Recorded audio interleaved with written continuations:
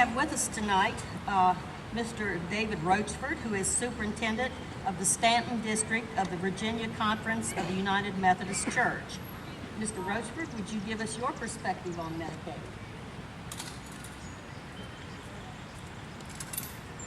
Friends, good evening. If you snapped off your television when you left home on the way here, they were probably talking about Virginia. Have you noticed that the last 48 hours? A lot of conversation about the Commonwealth. Some of the talking heads are shaking their heads, thinking, what is going on in Virginia? How can it be a bellwether state if it's sending home one of the most distinguished Republican lawmakers in the country? And for what? A professor, a largely unknown person from a place called Randolph-Macon. Where is that, Jim? Show us on Google Maps. Where is Randolph-Macon? Virginia has long been a state that's garnered at least its share and then some of media attention. You're aware that increasingly Virginia, long regarded as a Democratic bastion, began to swing after Johnson was president, and then for a long time it was added to that other column. And increasingly, it's become, I think, fairly regarded as a bellwether state. That's what statisticians tell us, right? That Virginia is very, very like unto the country as a whole. It could swing either way. People refer to this as if it were some type of a recent phenomena. It's attributable to the growth in Fairfax and Loudoun County. That's actually not true. It seems to me, as a longtime Virginian, that Virginia has long been a rather pragmatic place, not a particularly ideological state. Virginia is a place where politicians like John Warner or Mark Warner, no relation, could be out of step with their own parties, provided that they're faithfully representing the interests of their respective constituencies.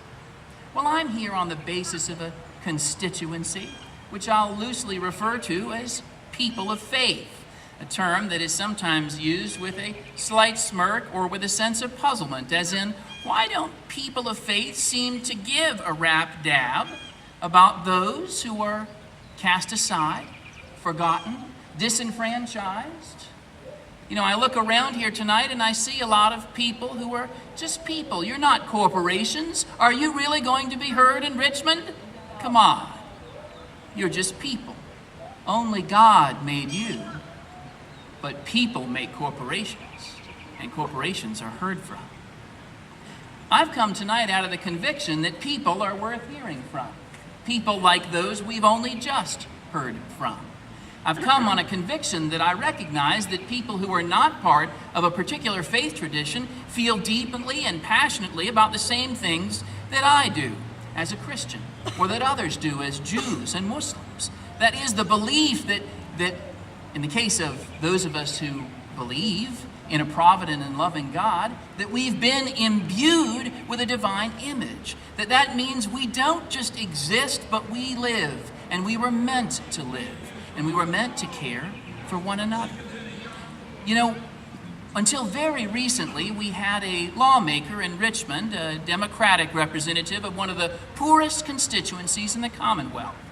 He's just become a former lawmaker, but as recently as 2 weeks ago, this Democratic representative of places like Smith County and, what's next to Smith? Russell County? Places that not a lot of attention is garnered on national or local media scales. This representative said 2 weeks ago that the best chance that 400,000 uninsured Virginians have was if somehow this expansion of Medicaid could be built into the budgetary process. That was part of a long line of rhetoric this man had said, as if it were a sincerely held belief. And then, of course, this gentleman announced his retirement, I guess you could call it, his walking away from elected office. So despite the implied covenant he had with those who voted for him and even those who didn't down on his district in Southwest Virginia, he's done. And he left at the most inopportune time possible.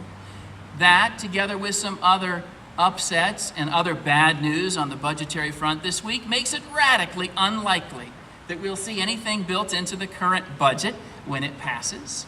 For the sake of expanding health care, as near as I can tell, to even one person that doesn't have it, let alone 400,000.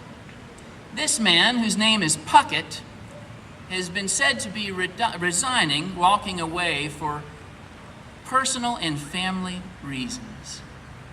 My son Ben is here tonight. Ben is a middle schooler. Ben is not about to become a judge as Mr. Puckett's daughter is. I'm happy for the Puckett family. But Ben and I come here tonight for personal and family reasons, because we view as family, as we are Christians, we view as family those who matter to the Father that we all share. We view as family the grossly underinsured and the uninsured, who in the case of the latter number 400,000 people, and 20,000 people in Mr. Puckett's former district. 20,000 people he's walking away from and has abandoned, who now have no voice in the process enrichment, I presume, which moves on ahead entirely without them. I don't presume to understand his frame of mind, but I do mean to say, if you're here tonight, you probably also take it personally. You probably also have some sense of family obligation, that what happens to those who seemingly have no voice, what happens to those who are cast aside, makes a great deal of difference to those of us who can find a voice, to those of us like me and my family who are insured, because we are all in this together. And health care is not an entitlement, whatever that means. Health care is not a perquisite of those who are insured, those who make it available. Health care is simply an inalienable human right because it's a human need. It's what we need for a shared dignity that is diminished when anyone goes without what they fundamentally need in order to live.